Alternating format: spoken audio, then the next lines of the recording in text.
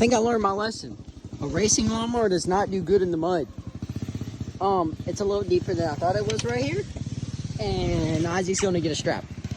So, and my exhaust is underwater. But it's not so far under that there's water getting into it. And it will not start. You can't tell. It cut off, but I can do this. It's not starting. So it might be cooked, guys.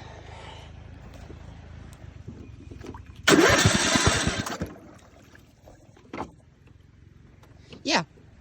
Also, it's starting to rain.